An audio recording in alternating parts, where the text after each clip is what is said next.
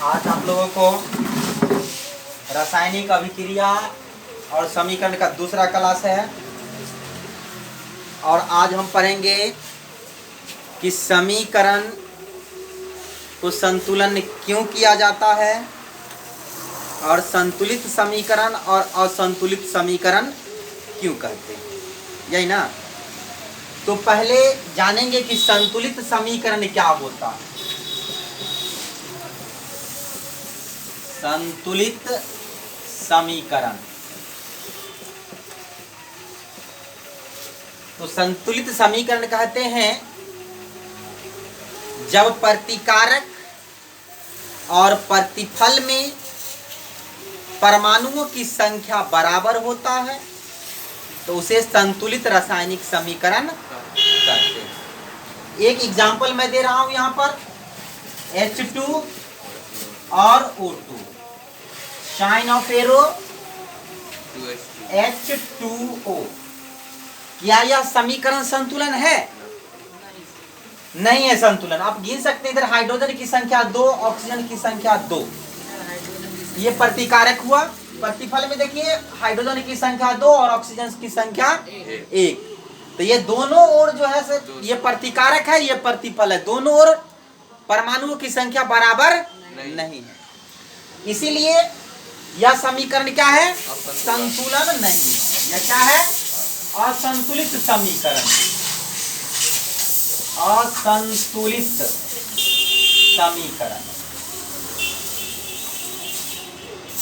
तो संतुलित समीकरण कब ये होगा? जब दोनों ओर परमाणुओं की संख्या क्या हो जाएगा? बराबर हो जाएगा। यहाँ पर ध्यान दीजिए, इसी को हम संतुलन करते हैं। H2O2, sign of arrow 2H2O। अब यहाँ पर ध्यान दीजिए, 2 दूना 4, चार परमाणु हाइड्रोजन का है, 2 परमाणु ऑक्सीजन का है और इधर देखिए जल का कितना हो गया? इसमें 2 दूना 4, 1 2 6 हो गया ना। तो टोटल 6 परमाणु इधर ही हो गया। तो अब दोनों ये संतुलित समीकरण हो गया। ये क्या हो गया? संतुलित समीकरण। आई बात समझ में? चलिए उतारिए। चलिए अब बात आई कि समीकरण संतुलन तो हम समझ गए, लेकिन अब आप लोग बताएंगे कि क्या समीकरण को संतुलन करना जरूरी है? तो हाँ, जरूरी है। द्रव्यमान संरक्षण के नियम के अनुसार हम जानते हैं कि द्रव्यमान का न तो निर्माण होता है और न ही विनाश होता है। तो द्रव्यमान संरक्षण के नियम की पुष्टि करने के लिए, उसका पालन करने के लिए ही हम रासायनिक समीकरण का संतुलन करते हैं। यहाँ पर हम ध्यान देंगे। अब आप बताएंगे, एक समीकरण में हम तुरंत लिखे हैं H2 और प्लस O2, ये मिलके बनाता है H2O, यानी हाइड्रोजन और ऑक्सीजन मिलता है, जल बनाता है। तो यह क्या होता है कि जल बनती है। तो हाइड्रोजन यहाँ पर 2 ग्राम है, 2 ग्राम, और ऑक्सीजन हो गया 16 दूनी 32 ग्राम। टोटल प्रतिकारक हमारा हो गया 34 ग्राम। तो 34 ग्राम प्रतिकारक है और प्रतिफल यहाँ पर अब देखेंगे कितना ग्राम होता है। तो 2 ग्राम हाइड्रोजन और 16 ग्राम ऑक्सीजन, टोटल हो गया 16 और 2 18 ग्राम। तो हम प्रतिकारक अभिक्रिया कराए हैं, कोई पदार्थ 34 ग्राम और बना है 18 ग्राम। तो इसका मतलब है कि 16 ग्राम गायब हो गया। तो द्रव्यमान संरक्षण के नियम तो कहता है कि द्रव्यमान का विनाश नहीं होता है। तो यहाँ तो विनाश सीधी दिख रहा है कि समीकरण में कि विनाश हो गया है ना। तो द्रव्यमान संरक्षण के नियम या तो गलत है, नहीं तो हम गलत हैं। अरे द्रव्यमान संरक्षण के नियम गलत नहीं, गलत ये समीकरण है। देखिए यहाँ पर जो है इसको संतुलन कर देंगे, इसको 2 से गुना कर देंगे, इसमें 2 से गुना कर देंगे, 2 दूना 4, इसमें ये टोटल हो गया 4 और 32 और 4 36 ग्राम। समझे? अब देखिए यहाँ पर भी इसको क्या कर देते हैं, 2 से गुना कर देते हैं। तो ये क्या हो गया? 18 दूनी 36 ग्राम हो गया ना। तो ये समीकरण अब क्या हो गया? संतुलन हो गया। संतुलन किए तो द्रव्यमान भी दोनों ओर क्या हो गया? बराबर हो गया। तो कोई भी अभिक्रिया में द्रव्यमान प्रतिकारक और प्रतिफल में बराबर हो गया। समझे? तो यह द्रव्यमान संरक्षण के नियम की पुष्टि करता है। इसीलिए हम रासायनिक समीकरण को संतुलन करना आवश्यक है। चलिए इसको उतार लीजिए। चलिए अब हम आप लोगों को बता रहे हैं टाइप्स ऑफ केमिकल रिएक्शन, रासायनिक अभिक्रिया के प्रकार। टाइप्स ऑफ केमिकल रिएक्शन, रासायनिक अभिक्रिया के प्रकार। रासायनिक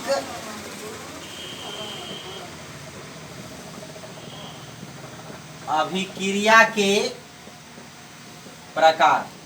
तो हम जानेंगे कि रासायनिक अभिक्रिया कितने प्रकार के होते हैं।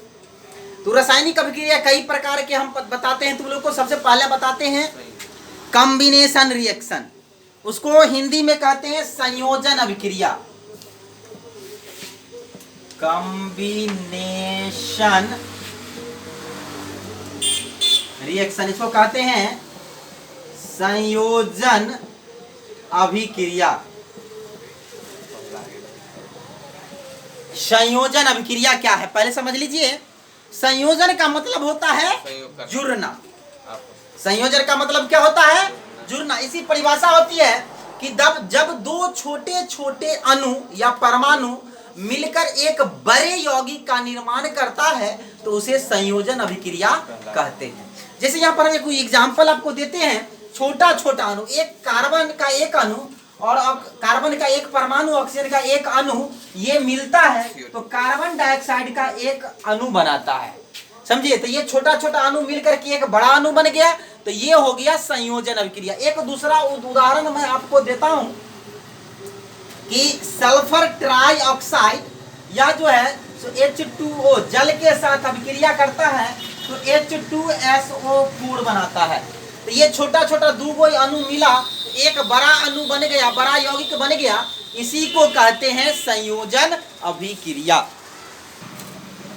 चलिए अब दूसरा है डिकम्पोजिशन रिएक्शन। पहला था कॉम्बिनेशन रिएक्शन और दूसरा है डिकम्पोजिशन रिएक्शन। डिकम्पोजिशन का मतलब होता है वियोजन, विखंडन, टूटना। तो वियोजन अभिक्रिया उस अभिक्रिया को कहते हैं जिसमें पदार्थ का कोई बड़ा अणु जो है विखंडित हो जाता है, टूट जाता है और दो या दो से अधिक छोटे छोटे अणुओं में बदल जाता है। उसी को कहते हैं वियोजन अभिक्रिया।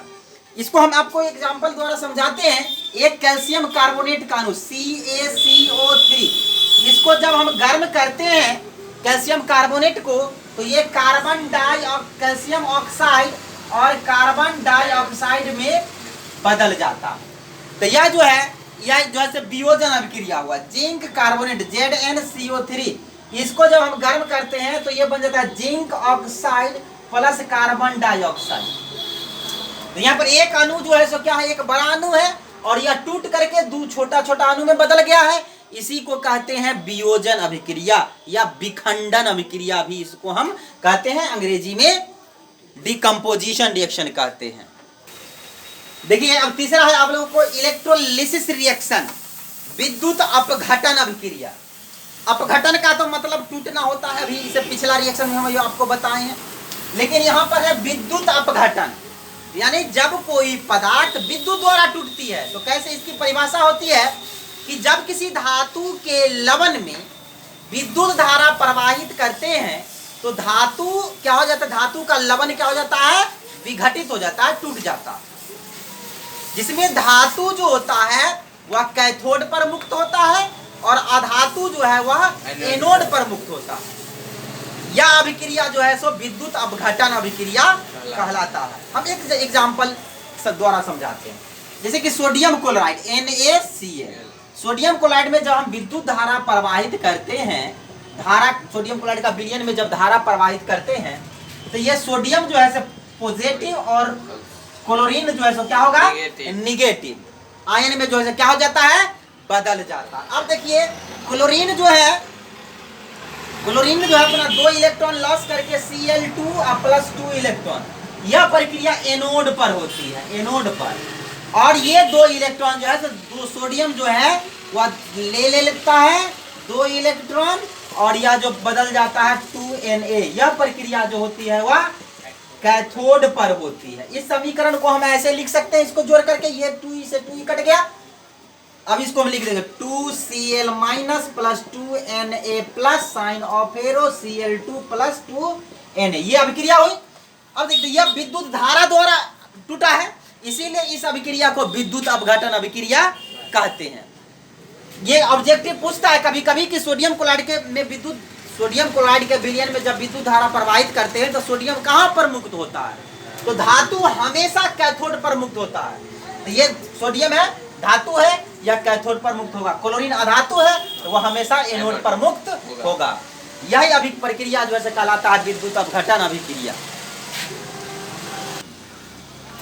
देखिए अगला रिएक्शन है विस्थापन अभिक्रिया। विस्थापन का मतलब क्या होता है?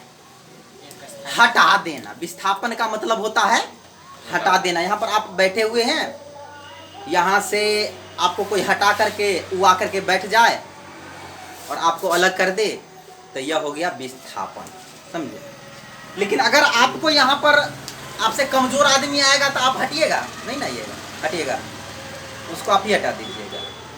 आपसे लेकिन कोई पावरफुल आदमी आ जाए, आपको घसका करके उधर घसका देगा और आपके जगह पर वो आ जाएगा, नहीं। तो यही होता है विस्थापन, कि जब कोई अधिक क्रियाशील वाले परमाणु कम क्रियाशील वाले परमाणु को हटाकर उसका स्थान ग्रहण कर लेता है, समझे, तो यही कहलाता है विस्थापन अभिक्रिया। आई बात समझ में? कमजोर नहीं, कम वाला नहीं, अधिक क्रियाशील वाला ही कम क्रियाशील वाला को हटाएगा, समझे। यहां पर एक एग्जांपल मैं देता हूं, देखिए जैसे कि कॉपर CuSO4, कॉपर सल्फेट के विलयन में जब लोहा के पत्थर को डाल देते हैं तो लोहा जो होता है तांबा से अधिक क्रियाशील होता है। लोहा तांबा से अधिक क्रियाशील होता है। अब क्या होता है कि तांबा को लोहा हटा दिया और ये बना लिया CuSO4 से बना लिया FeSO4 अब प्लस Cu, क्या कर दिया, इसको अलग कर दिया, समझे। तो यह प्रक्रिया का लाया विस्थापन अभिक्रिया। आई बात समझ में? एक और बात समझिए, अगर यहाँ पर लोहा एक हम ये लिए, एक ट्यूब ले लिए, इसमें जो था सो कॉपर सल्फेट का विलयन था, इसमें लोहा का पत्थर डाल दिए तो यह अभिक्रिया हो गई। ये जो होता है सो नीला होता है और ये जो होता है सो हरा होता है, हो गया। तो ये नीला से हरा हो गया, इसमें लोहा के पत्थर डाले थे। अगर इसमें हम सोना के पत्थर डाल देंगे, चांदी के पत्थर डाल देंगे तो अब कुछ नहीं होगा। क्यों नहीं होगा? क्योंकि सोना जो है तो सबसे कम क्रियाशील है, चांदी तांबा से कम क्रियाशील है। तो चांदी में पावर नहीं है कि वो जो है तांबा को हटा दे, सोना में पावर नहीं है कि उसको हटा दे। जब तक एक से अधिक क्रियाशील नहीं आएगा तब तक। आई बात समझ में? एक और उदाहरण मैं देता हूं आप लोगों को। अब देखिए ये तो फेरस सल्फेट बना लिया FeSO4। अब इसमें क्या करेंगे, जिंक का पत्थर तनका डाल देंगे। क्या करेंगे? जिंक का पत्थर डाल देंगे। अब जो है जिंक लोहा से अधिक क्रियाशील होता है। अब जिंक का लोहा के चलो तुम भागो, अब ये बना लिया ZnSO4 और लोहा को भी कहा कि तुम भी अब अपना साइड हो जाओ, समझे। तो ये जो था ये तो हरा था और ये जो हो गया तो क्या हो गया जानते हो, श्वेत हो गया, श्वेत हो गया, उजला हो गया, समझे। तो ये हो गया विस्थापन अभिक्रिया। आई बात समझ में? इसकी परिभाषा होगी, फिर से मैं बोल देता हूं कि जब अधिक क्रियाशील वाले परमाणु कम क्रियाशील वाले परमाणु को हटाकर उसका स्थान ग्रहण कर लेते हैं तो यह प्रक्रिया कहलाता है विस्थापन अभिक्रिया। देखिए अब पढ़ना है द्विविस्थापन अभिक्रिया, डबल डिस्प्लेसमेंट रिएक्शन। तो विस्थापन का मतलब तो हम अभी तुरंत बताए हैं पिछला रिएक्शन में। और द्विविस्थापन अभिक्रिया की परिभाषा होती है कि जब दो यौगिक अपने आयनों का आदान प्रदान कर भिन्न गुण वाले यौगिक का निर्माण करते हैं तो उसे द्विविस्थापन अभिक्रिया कहते हैं। यहाँ पर हम एक एग्जाम्पल देते हैं कि देखिए यहाँ पर सोडियम क्लोराइड NaCl और सिल्वर नाइट्रेट AgNO 3 ये दोनों के बीच अभिक्रिया कराई जाती है। तो यहाँ पर ध्यान देंगे, सोडियम पॉजिटिव होता है, क्लोरीन निगेटिव होता है। यहाँ पर ध्यान दीजिए, सिल्वर पॉजिटिव होता है और नाइट्रेट निगेटिव होता है। तो ये दो यौगिक अपने आयन का आदान प्रदान करेंगे। उसका वाला पॉजिटिव जो है सो क्या करेगा, ये जो है इसके निगेटिव के साथ चला जाएगा और ये जो है इसके निगेटिव के साथ चला जाएगा और दोनों भिन्न गुण वाले यौगिक का यहाँ पर निर्माण करेंगे। यहाँ पर देखिए, यहाँ पर ये बन जाएंगे sodium nitrate NaNO3 plus silver chloride बन जाएगा, समझे। तो यहाँ पर दो यौगिक क्या किए हैं, अपना आयन का एक्सचेंज किए हैं। यहाँ पर देखिए, ये सिल्वर नाइट्रेट अपना माइनस दिया है और उसका माइनस लिया है, और ये अपना प्लस दिया है और अपना इसका प्लस लिया है ना। तो ये यहाँ पर आयन का एक्सचेंज हुआ है, इसीलिए इसको कहेंगे द्विविस्थापन अभिक्रिया। देखिए अब अगला है, छठा नंबर है प्रकाश रासायनिक अभिक्रिया। तो वैसी रासायनिक अभिक्रिया जो प्रकाश की उपस्थिति में संपन्न होती है उसे प्रकाश रासायनिक अभिक्रिया कहते हैं। यहाँ पर मैं एग्जांपल देता हूँ प्रकाश संश्लेषण की, जिसमें प्रकाश संश्लेषण जानते हैं ना, जिसमें हरे पेड़ पौधे जो होते हैं वह वायुमंडल से CO2 जल द्वारा H2O लेता है और सूर्य के प्रकाश की उपस्थिति में सनलाइट क्लोरोफिल द्वारा कार्बोहाइड्रेट का निर्माण करता है C6H12O6 और ये ऑक्सीजन गैस छोड़ती है ना। ये समीकरण जो है सो क्या है, संतुलन।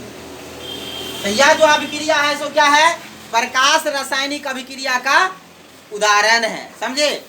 और प्रकाश की उपस्थिति में एक और दूसरा उदाहरण देता हूँ, H2 और Cl2 लाइट की उपस्थिति में ही यह जो है 2HCl बन जाता है। यह भी प्रकाश रासायनिक अभिक्रिया के उदाहरण है।